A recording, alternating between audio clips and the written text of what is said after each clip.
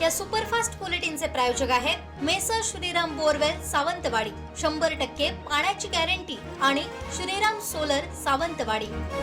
Kankavli police ठाण्यापासून जेमतेम 100 मीटरवर असलेल्या कणकवली आचरा रस्त्यावरील 8 दुकानं चोरट्यांनी फोडली आहेत। अनेक दुकानांमधून रक्कम देखील चोरीस केली आहे। दरम्यान दुकानं फोडताना एक चोरटा अनेकांच्या सीसीटीव्हीत जेरबंद झालाय। सीसीटीव्हीनुसार या दुकान फोड्या रात्री 3 वाजण्याच्या सुमारास झाल्या। शक्तीपीठ महामार्गाचा फायनल लेआउट येईल, त्यावेळी तो सर्वांच्या समोर ठेवला जाईल। या महामार्गामुळे बाधित होणाऱ्या सर्वांची व्यवस्थित चर्चा केली जाईल आणि सर्वांना विश्वासात घेऊनच हा महामार्ग पूर्ण केला जाईल, असं पालकमंत्री नितेश राणेंनी सांगितलंय। अंजली दमानिया यांनी केलेले आरोप निराधार आहेत। दीपक लोंढेंशी माझा कोणताही संबंध नाही, विनाकारण माझं नाव प्रत्येक गोष्टीत गुंतवण्याचा प्रयत्न करणं चुकीचं असल्याची प्रतिक्रिया आमदार दीपक केसरकरांनी दिली आहे।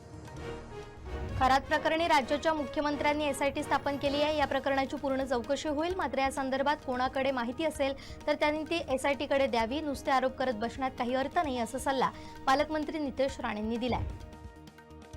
वेंगुर्ले तालुक्यातील सागर तीर्थ समुद्र किनाऱ्यावर रात्रीच्या अंधाराचा फायदा घेत अज्ञात व्यक्तींनी वाळूचा उपसा केल्याची माहिती समोर आली आहे। या बेकायदेशीर प्रकारामुळे किनाऱ्यावरील नैसर्गिक रचना धोक्यात येण्याची शक्यता आहे। अनधिकृत वाळू व्यवसाय तसेच कोणतेच अनधिकृत व्यवसाय या जिल्ह्यात चालू देणार नसल्याचं पालकमंत्री नितेश राणेंनी सांगितलंय। जनतेच्या प्रश्नांना त्वरित न्याय मिळावा आणि प्रशासन अधिक लोकाभिमुख व्हावं या उद्देशानं जिल्हाधिकारी कार्यालयात सुरू करण्यात आलेल्या पालकमंत्री कक्षात पालकमंत्री नितेश राणेंनी जनतेशी थेट संवाद साधत त्यांच्या समस्या जाणून घेतल्या। सिंधुदुर्ग मत्स्य विभागानं निवती समोरील समुद्रात अवैध एलईडी मासेमारीचे साहित्य असलेली गोवा राज्यातील नौका ताब्यात घेतली आहे।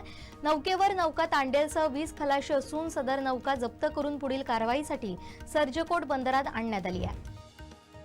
रेणुका माता, तुळजाभवानी, अंबाबाई यांसारख्या श्रद्धास्थानांचं नाव पुढे करून शक्तीपीठ महामार्गाचे मार्केटिंग केलं जातंय, मात्र लाखो कोटींच्या प्रकल्पातून निसर्गाचा विनाश करणाऱ्यांना देवी पावेल का, असा सवाल सामाजिक कार्यकर्ते डॉक्टर चंद्र परुळेकर यांनी उपस्थित केला।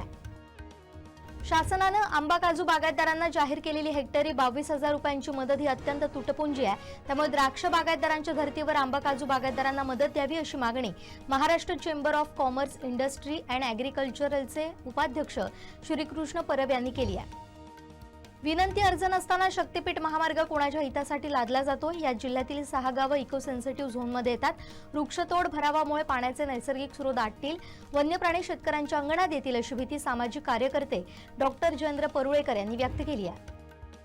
सावंतवाडी ओवळी इथं जमिनीच्या वादातून 71 वर्ष सरस्वती धोंडी सावंत या महिलेवर कोयत्यानं वार करून खून केल्याप्रकरणी पोलीस कोठडीत असलेले संशयित विजय सावंत आणि रघुनाथ सावंत या पिता पुत्रांना न्यायालयानं 15 दिवसांची न्यायालयीन कोठडी सुनावली आहे।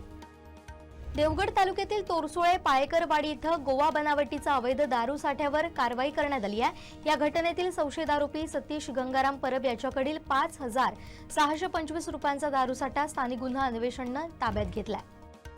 सावंतवाडी शहरातील बिरोडकर टेम द्वारका नगरी परिसरातील इमारतीच्या 4थ्या मजल्यावर खाली पडून गंभीर जखमी झालेल्या 20 वर्षीय रुबी खातून मुन्ना खान हिचं उपचारादरम्यान निधन झालंय। सिंधुदुर्ग जिल्ह्यातील ओरोस बुद्रुक येथील सातेरी मंदिर परिसरातील क्षेत्रपाल मंदिरात असलेल्या महिषासुरमर्दिनीच्या मूर्तीवर दिनांक आणि नाममुद्रा असलेला 142 वर्षांपूर्वीचा शिलालेख आढळून आलाय। ही बाब अतिशय दुर्मिळ आहे अशी माहिती पुरातत्व आणि मूर्तीशास्त्राचे अभ्यासक सतीश लळित यांनी दिली आहे। नवीन प्रशासकीय इमारत बांधकामाच्या हालचालींमुळे सावंतवाडी पंचायत समितीचं कार्यालय सोमवारी 6 एप्रिल 2026 पासून शहराच्या मध्यवर्ती ठिकाणी असलेल्या जिल्हा परिषद तालुका स्कूल शाळा क्रमांक 1 येथील हॉलमध्ये तात्पुरत्या स्वरूपात स्थलांतरित करण्यात येणार आहे। निरवडे महोत्सव 2026चा भाजपा युवा नेते विशाल परब यांच्या हस्ते उद्घाटन करण्यात आलं। हा महोत्सव निरवडे वासियांसाठी पर्वणी ठरणार आहे। मुंबई गोवा राष्ट्रीय महामार्गावरील परशुराम घाटात शुक्रवारी मध्यरात्री भीषण अपघात घडला। पर्यटनासाठी कोकणात जाणाऱ्या नाशिकच्या तरुणांच्या कारचा अपघात होऊन नाशिक येथील रोहित संतोष भालेकर या 28 वर्षीय तरुणाचा जागीच मृत्यू झालाय, तर 3 जण गंभीर जखमी झाले। मुंबई गोवा राष्ट्रीय महामार्गावर भरणे येथील जगबुडी पुलाजवळ केमिकल वाहतूक करणाऱ्या टँकर चालकाचं नियंत्रण सुटल्यानं उलटल्याची घटना घडली आहे। या अपघातात चालक गंभीर जखमी झाला असून महामार्गावरील वाहतूक काही काळ विस्कळीत झाली आहे। लांजा शहरानजीक मुंबई गोवा हायवे जवळ असणाऱ्या कुक्कुटपालन संस्थेच्या काजूच्या बागेत बिबट्या मृतावस्थेत आढळला।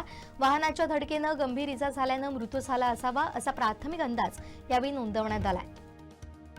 राज्याला सध्या अत्यंत कर्तबगार मुख्यमंत्री लाभले असून पुढची 25 वर्ष देवेंद्र फडणवीस हेच मुख्यमंत्री राहतील असं ठाम मत मंत्री नितेश राणेंनी जैन मुनींच्या वक्तव्यावर केलंय। बारामती पोटनिवडणुकीबाबत असं वाटतं की सर्वच पक्षांनी सुनेत्राताईंना पाठिंबा दिला पाहिजे। ही पोटनिवडणूक बिनविरोध झाली तर महाराष्ट्राला साजेशी अशा पद्धतीची परिस्थिती होईल अशी प्रतिक्रिया मुख्यमंत्री देवेंद्र फडणवीसांनी दिली आहे। सरकारी शाळेतील विद्यार्थी आपल्या शाळांमध्ये असल्याचे दाखवून सरकारच्या अनुदानांवर डल्ला मारणाऱ्या राज्यातील तब्बल 433 शाळांना आणि 33 तुकड्यांना अनुदानित शाळांच्या यादीतून काढून टाकत त्यांना यासाठी अपात्र करण्याची कारवाई शालेय शिक्षण विभागाने केली आहे। वाढत्या फसवणुकीच्या घटनांच्या पार्श्वभूमीवर सोन्याच्या हॉलमार्क संबंधी नियम अधिक कडक करण्याची तयारी सुरू आहे। नवीन नियमांनुसार प्रत्येक सोन्याच्या दागिन्यावर 6 अंकी कोड असणं बंधनकारक करण्यात आलंय। केरळमध्ये काँग्रेस खासदार शशी थरूर यांच्या ताफ्यावर शुक्रवारी संध्याकाळी हल्ला झाला।